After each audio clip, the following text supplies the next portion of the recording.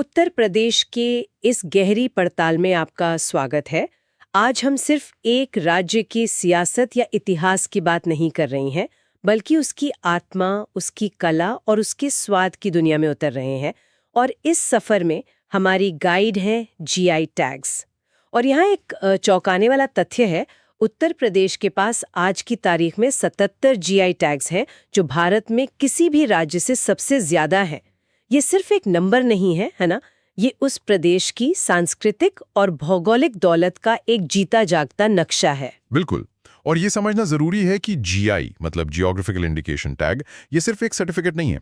यह किसी उत्पाद को उसकी खास भौगोलिक पहचान, वहां की मिट्टी, जलवायु और सदियों से चले आ रहे हुनर की वजह से मिलता है। अच्छा। इसे भारत सरकार का वाणिज्य और उद्योग मंत्रालय देता है, geographical indications of goods act 1999 के तहत।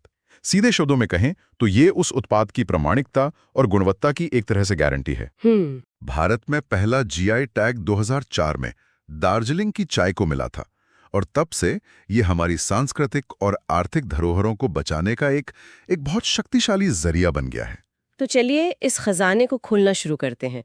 जब भी उत्तर प्रदेश के हुनर की बात होती है तो सबसे पहले जहन में बनारसी साड़ी आती है। ये तो एक तरह से यूपी की पहचान बन चुकी है। लेकिन जीआई टैग मिलने से असल में क्या फर्क पड़ता है? ये किस चीज को बचाता है, सिर्फ नाम को या कुछ और भी? ये बहुत अच्छा सवाल है। जीआई टैग सिर्फ बनारसी नाम को नहीं बचाता, बल्कि ये उस पूरी कला को बचाता है जो उसे बनारसी बनाती है। अच्छा। टैग ये सुनिश्चित करता है कि साड़ी हाथ से बुनी गई हो, उसमें खास कड़वा जैसी पारंपरिक बुनाई तकनीक का इस्तेमाल हुआ हो, और उसमें इस्तेमाल हुआ जरी वो असली सोने या चांदी का हो। ओहो। ये उन बुनकरों को कानूनी ताकत देता है जो सूरत या चीन में बनी मशीन मेड साड़ियों से मुकाबला कर रहे हैं। हाँ, जिन्हें अक्सर बनारसी कहकर बेच दिया जाता है। बिल्कुल। तो ये एक तरह से कह सकते हैं कि उनकी कला का कॉपीराइट है। कमाल है, यानी एक कानूनी ढाल है। अब बनारस से थोड़ा पश्चिम की तरफ चलें तो लखनऊ आता है। हाँ। और वहाँ की चिकनकारी, मैंने सुना है कि इसमें 30 से ज्यादा तरह के टांके होते हैं। क्या जीआई टैग इन बारीकियों को भी पहचानता है? निश्चित रूप से। चिकनकारी की आत्मा तो उसके हाथ के काम और टाकों की विविधता में ही है। टेपची, मुर्री, फंदा, जाली, ये सब हाथ की कला के नमूने हैं। इन्हें मशीनें उतनी सफाई से बना ही नहीं सकती।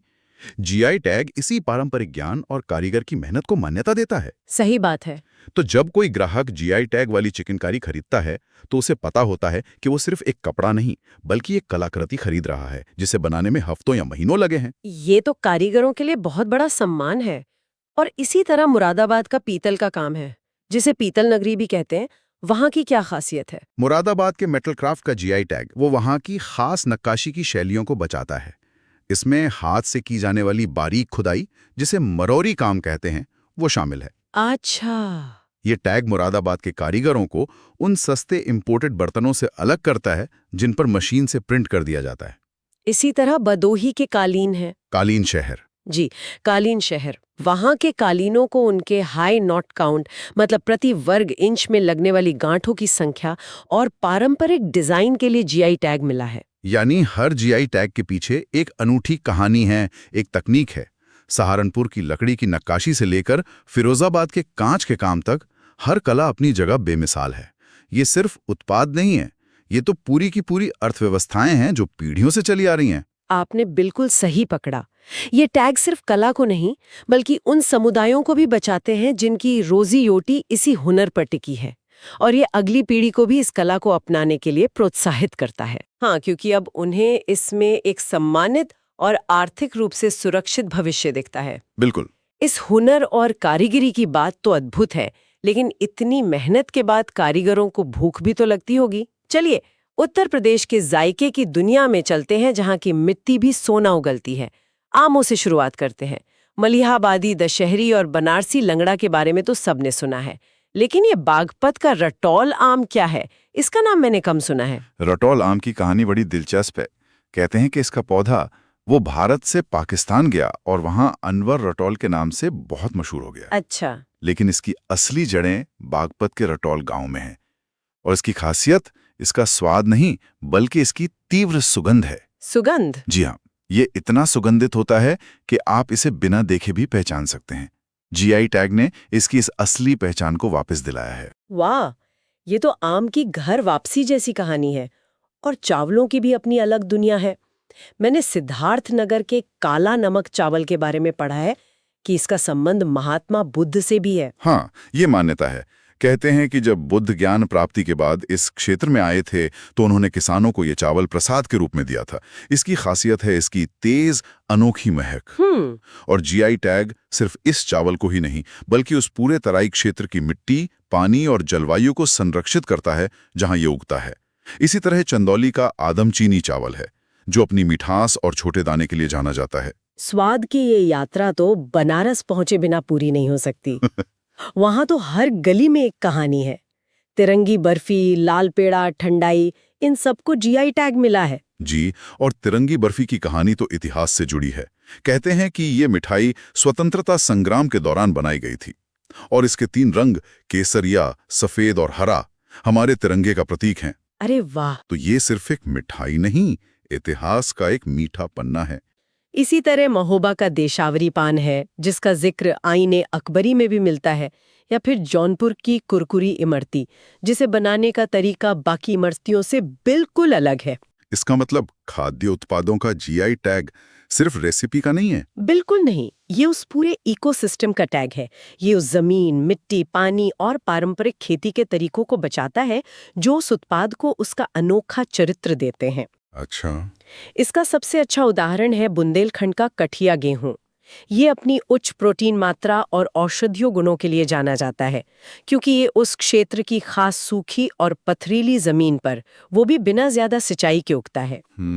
जीआई टैग इस पूरी कृषि विरासत को सहेजता है। ये तो अद्भुत है। ऐसा लगता है कि हाल के कुछ सालों में जीआई टैग मिलने की रफ्तार और तेज हो गई है। एक नई लहर सी आई है। हाल ही में अमरोहा की ढोलक और मैनपुरी की तारकशी जैसे कई नए नाम जुड़े हैं। ऐसा क्यों हो रहा है? ये एक बहुत ही सकारात्मक बदलाव है। ये दिखाता है कि अब ध्यान सिर्फ पारंपरिक और बड़े केंद्रों जैसे वाराणसी और लखनऊ पर ही नहीं है। अब राज्य के छोटे और कम ज्ञात कारीगर समूहों की कला को भी पहचानने और संरक्षित करने का एक संगठित प्रयास हो रहा है। मतलब कला का विकेंद्रीकरण हो रहा है। जी, कला और आर्थिक एम्पावरमेंट का विकेंद्रीकरण। जैसे अमरोहा की ढोलक, इसमें क्या खास है जिसे जीआई टैग मिला? अमरोहा की ढोलक आम या शीशम की लकड़ी के खोखले टुकड़ों से बनाई जाती है और उस पर चमड़ा मढ़ने की एक खास पारंपरिक तकनीक है जो इसे एक विशेष ध्वनि देती है। अच्छा। इसी तरह मैनपुरी की तारकशी है, लकड़ी पर पीतल के तार से की जाने वाली जड़ाई का काम। ये इतनी बारीक कला है कि इसे देखकर यकीन करना मुश्किल होता है। या फिर महोबा के गौरा पत्थर हस्तशिल्प, जो वहां मिलने वाले एक मुलायम सफेद पत्थर पर उकेरा जाता है। ये सब हाइपर लोकल कलाएं हैं जिन्हें अब राष्ट्रीय पहचान मिल रही है। तो ये सिर्फ सूची को लंबा करना नहीं है बल्कि कला के नक्शे को और ज्यादा विस्तृत और समावेशी बनाना है। चलिए अब इन सभी 77 टैग्स को उत्तर प्रदेश के नक्शे पर रख के देखते हैं। जब आप इन्हें क्षेत्र के हिसाब से देखती हैं तो क्या तस्वीर उभरती है? एक बहुत ही दिलचस्प तस्वीर उभरती है। ये सिर्फ एक लिस्ट नहीं रहती बल्कि ये प्रदेश के इतिहास, भूगोल और संस्कृति का एक जीवंत दस्तावेज बन जाती है। जैसे पूर्वांचल यानी पूर्वी यूपी, ये जीआई टैग का गढ़ है। गढ़? जी।